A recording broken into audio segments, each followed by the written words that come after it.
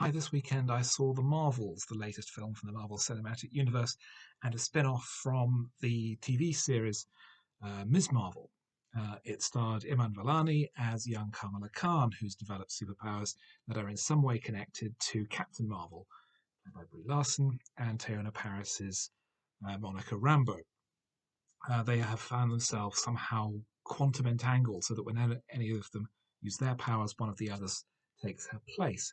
And the whole thing is connected to plans by the alien Kree warlord Ben to take over various locations in space to refuel her struggling planet. Um, by this stage, we're deep into the mythology of the Marvel Cinematic Universe. This is Phase 5. It came out the same day as the final episode of Loki, which is a whole other thing involving branching timelines and the power source of the universe and all of that kind of malarkey. But this, I think, more than most relies on familiarity with existing material. It's effectively Ms. Marvel, the movie. Ms. Marvel was released on Disney Plus about a year ago. I found it to be generally pretty enjoyable. It had some pacing issues. There was a whole episode flashback, which could have been, I think, better dispersed among the rest of the series. But it had a very likable, winning lead character with an interesting power set, and it was generally pretty enjoyable. Here, elevating her to be the lead in a major Marvel movie alongside Teyonah Parris and Brie Larson is potentially risky, but she holds her own, and it's generally pretty enjoyable. But it's generally quite lightweight, I found. I mean, there's a sequence where they land on a planet where people communicate through songs. So there's a musical number, and the prince to whom one of the characters has an existing relationship is a Korean actor who I assume is a big name in South Korea, and it feels very demographically targeted.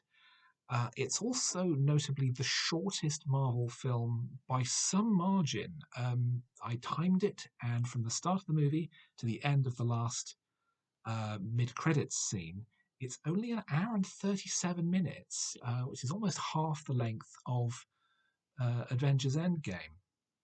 It feels quite tight, but it does also feel like it's been trimmed down. I think it could easily have run 2 hours and been perfectly coherent and had time to breathe. I mean, maybe even less than 2 hours.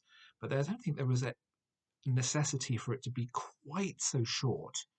It seems like a strange complaint that a movie is too short in these days, where they generally run over 3 hours. But it needed a little more space.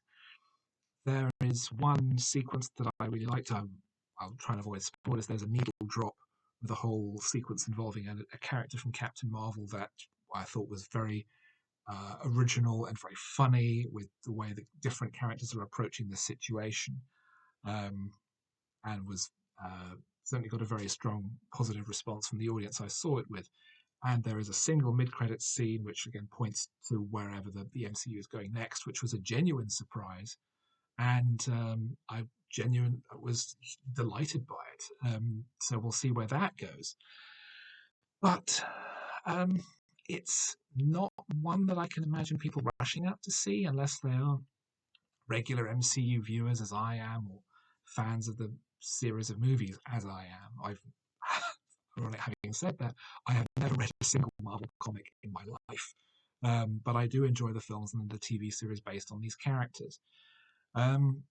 It's not something I could wholeheartedly recommend, to be honest. It does continue the generally somewhat weaker streak of Marvel films in the last few years, but minor scripting and perhaps pacing issues aside, it's actually not bad. It's perfectly fine.